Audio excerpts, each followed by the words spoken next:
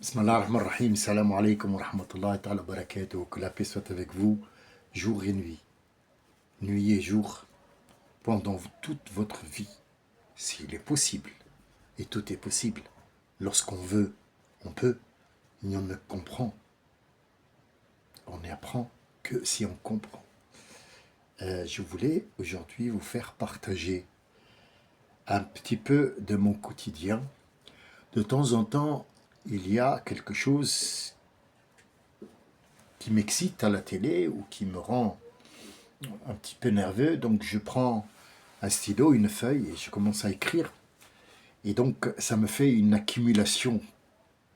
Beaucoup de gens m'ont dit il faut faire un livre, mais je suis loin d'être un écrivain. Ce n'est que des textes qui sortent du profond de moi-même à l'intérieur.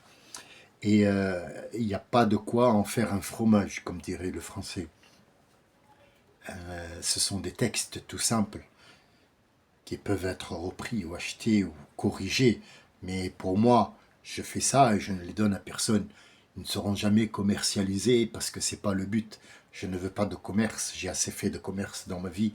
Croyez-moi, je vous dis ça. Peut-être que vous me dites, qu'est-ce qu'on en a à foutre? Il y en a des gens qui vont dire ça. Mais qu'est-ce qu'on en a à foutre de ta vie? Non, je ne vous parle pas à vous, je parle à mes abonnés. Donc celui qui vient pour un petit peu débroussailler notre friche, il faut qu'il s'en aille tout de suite. Il faut le laisser nous dans notre nature. Il y a quelqu'un qui m'a dit, que j'aime beaucoup, qui m'a dit, je suis seul dans mon camion, loin de toute civilisation. Sache, frère, que tu n'es pas seul. Tu n'es pas seul, tu ne l'as jamais été. Crois-moi, la compagnie de Dieu n'a pas d'égal. Et tu as en ton compagnie deux êtres suprêmes qui sont là. Et les visites s'enchaînent. Tes visites s'enchaînent, mais tu ne le sais pas. Tu ne le sais pas. Oh là là. Si tu savais dans quel bonheur tu es, mon frère. Crois-moi, je donnerai tout. Je donnerai tout. Malheureusement, j'ai des engagements envers une épouse. J'ai des engagements envers des enfants. Je ne pourrai pas faire ce que tu as fait. Tu as du courage, tu as du cran. Tu as du cran. Tu me fais rappeler Abu Dharr al-Ghafari, celui qui est venu à notre prophète sallallahu alayhi wa sallam. Il est rentré à la Mecque, il est allé voir Ali ibn Abi Talib, il avait 13 ans à l'époque, Ali. Il lui a dit, montre-moi ce Mohamed. Il lui a dit, d'où tu viens? Il lui a dit, je viens de Rafara, Rifara. Rifara, c'est comme l'équivalent de, je viens du 15e arrondissement à Marseille, ou alors de la rive pourrie de Paris. Saint-Denis, en fait, c'est un endroit horrible. Il n'y a que des bandits, il n'y a que des gens qui s'entretuent, qui tuent. Et donc, il l'a emmené chez le prophète. Il est resté avec lui même pas une heure. C'est incroyable, son histoire. Elle est incroyable. Abu Dharr al-Ghafari lui a dit, Al-Rasoul, il lui a dit, tu retournes à Rifara là-bas, et tu m'attends, tu auras un signe de moi. Je te ferai signe pour venir. Il lui a dit, laisse-moi apprendre. Il lui a dit, non, ta place n'est pas là. Va, et quand je te ferai signe, tu viendras.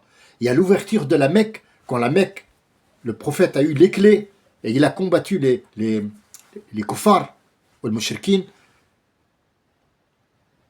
il a regardé de loin, il y avait Abu Dharr al-Ghifari et toute Rifara, toutes, qui sont rentrées dans l'islam, et il est venu avec.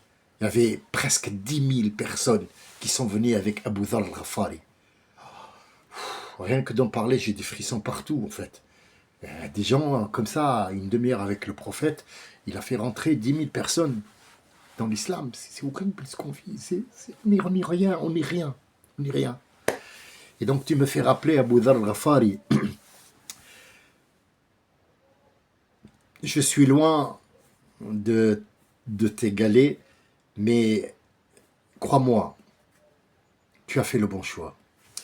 Je voulais vous faire écouter un de mes textes et pour la première fois, je vais lire un livre.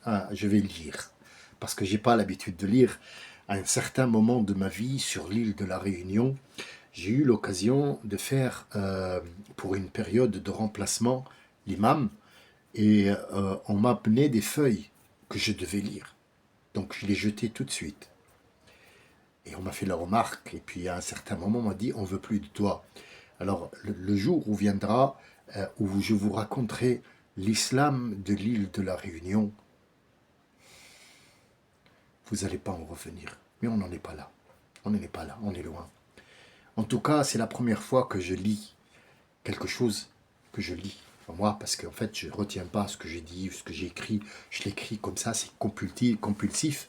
Mais quand je vois que le texte est bien arrangé, qu'il mérite d'être protégé, je le protège. Donc ce texte que je vais vous lire, il est protégé, mais je voulais le partager avec vous, rien que pour le plaisir, juste pour que vous sachiez que on peut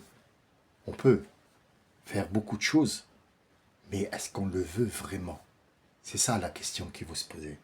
Est-ce qu'on en a vraiment besoin? Pourquoi, par exemple, moi je ne suis pas devenu riche? Et pourtant, je suis un décorateur, je fais des dessins, je fais des trucs, j'ai ma place, j'ai eu 3 maisons, j'ai eu une belle vie, je me suis marié 4 fois, quatre femmes différentes, une allemande, une anglaise, une française, une tunisienne. En fait, pourquoi? Parce que mon passage sur la terre et mon choix ne me permet pas de devenir riche. T'imagines si je deviens riche? Je pense que je ne m'assierai pas sur cette chaise et je ne vous parlerai pas. Mais j'ai choisi de vous parler. Et ce que j'ai eu, c'est juste ce que j'ai eu, c'est ce que je voulais vous parler. Et c'est important pour moi. Je ne changerai rien pour le monde. Ça sera toujours non lucratif et je maintiens ce que j'ai dit. Alors, ce sont des textes qui sont un petit peu... chaque fois porte un nom. Et ce nom-là, je m'invite à rentrer dans le nom que j'ai donné au texte pour un petit peu développer ce qu'il y a dedans. Et à chaque fois, c'est la même chose, mais c'est sur un sujet différent que la personne qui viendra, par exemple, dans 10, 20, 30 ans, ne comprendra pas parce qu'on parle de gens qui existent maintenant et qui ne sont pas intéressants. Mais rien que de répondre par un poème ou par un texte, pour moi, ça me donne satisfaction. Je commence à vous lire, Inch'Allah, mais soyez indulgents avec moi, je vais prendre mon temps. Le texte s'appelle l'ivresse. Je suis ivre, pas d'alcool, ni de liqueur trouble, mais d'un feu qui me brûle les entrailles, d'un vertige sans fin qui m'emporte, ivre d'espace, ivre de malheur, ivre de douleur, qui déferle comme une vague immense. Je délire et perds toute notion du mal et du bien dans ce chaos qui se confond ou se mélange. Il fut un temps où mes pas étaient droits. Mes mots savaient où aller. Où l'horizon semblait lourd, mais moins sale. Aujourd'hui, je tangue, je tombe, ivre de tout ce qui m'échappe, des rêves brisés, sur les quais d'une ville sans nom. D'une ville sans nom.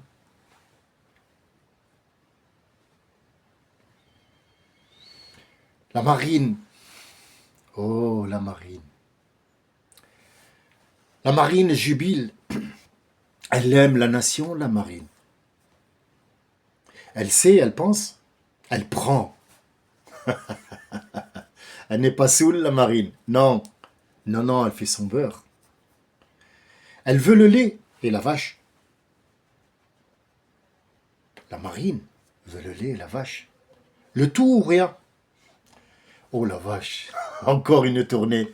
Buvant à la santé de la marine, même si l'on mourrait, Même si nos rêves sont noyés, ivres de mensonges et de peur, c'est pas grave. On boira la santé de Marine. Nous sommes ivres. Je ne suis pas le seul à gémir, n'est-ce pas? Je ne suis pas le seul qui a balbutié. Au secours, à l'aide, nous avons peur. Retour.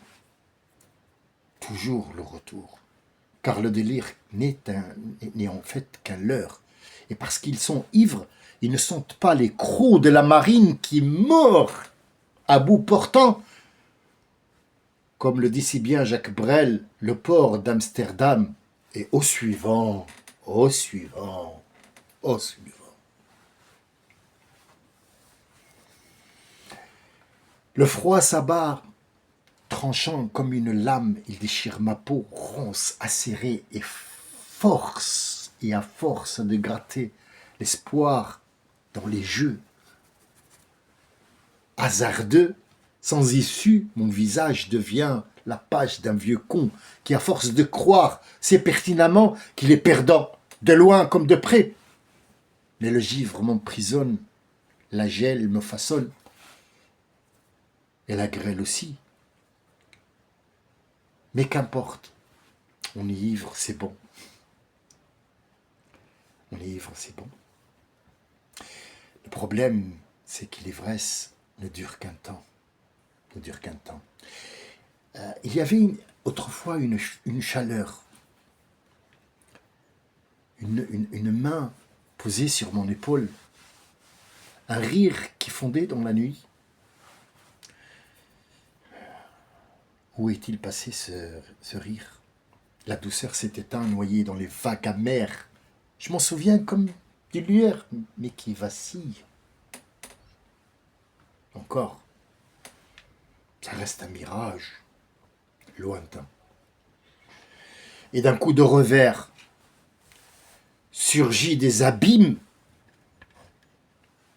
D'un coup de revers, surgit des abîmes et des profondeurs d'une tactique bollorienne,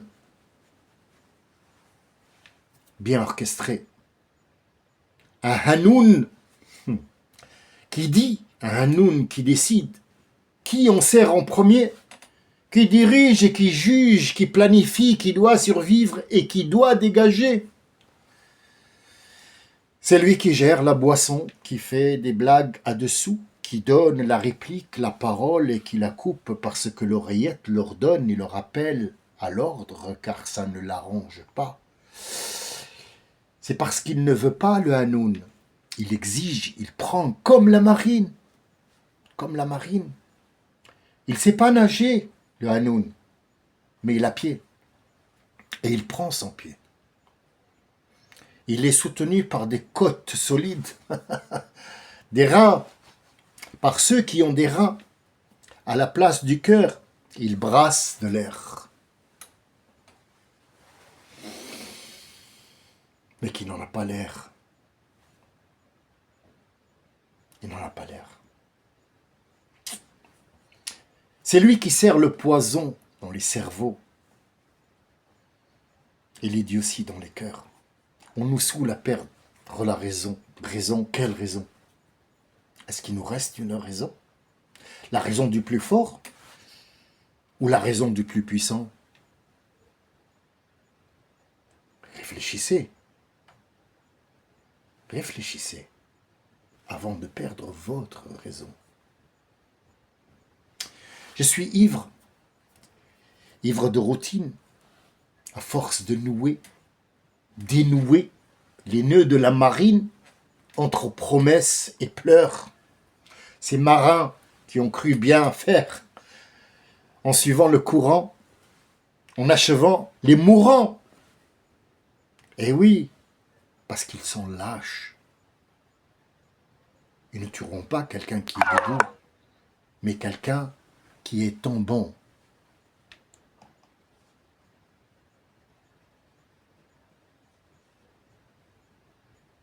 Je suis ivre. Ah, la marine a peur pour, pour ses compatriotes, tout pétillants dans les filets de leur patronne qui aime le goût de la nation, friture ou à l'huile. Elle se les mettra de toute façon au four, de toutes les façons, quoi qu'il arrive, elle le mettra. De toute façon, ça sent le cœur des moules, mes amis, ça sent le cœur des moules. Y a-t-il quelqu'un à la navette pour sauver le navire de sa cuite? Attention à tribord, quand on regarde en avant, toute droite doute, et droite extrême, et gare au réveil, au milieu des poissons. Parce que pour le moment, vous êtes ivre. L'ivresse fait jaillir la haine, tue les sensations, tue les sentiments. Quoi? Quoi qu'il arrive, un bon conseil, mes amis. Si vous êtes ivre, ne prenez pas le volant. Vous êtes responsable de la rotation de la Terre et tous ses habitants.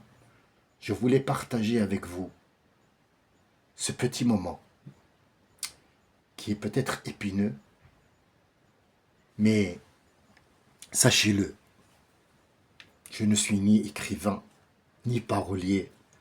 Ce sont des mots. C'est le résultat d'une ébullition à l'intérieur de moi. J'écris, je pense, je réfléchis, je lis. Mais mon ami Driss, ne te sens pas seul, parce que tu ne l'es pas. Dieu est avec toi, et celui qui, Dieu est avec lui, il n'a pas besoin de tout le reste. Je vous remercie de votre écoute. J'ai voulu partager avec vous quelque chose qui sort de l'ordinaire pour un petit peu changer, casser le rythme et pour que les gens sachent que parler, ressentir, ça fait du bien. Je vous souhaite une très bonne nuit à vous, à vos proches et je vous dis peut-être à demain.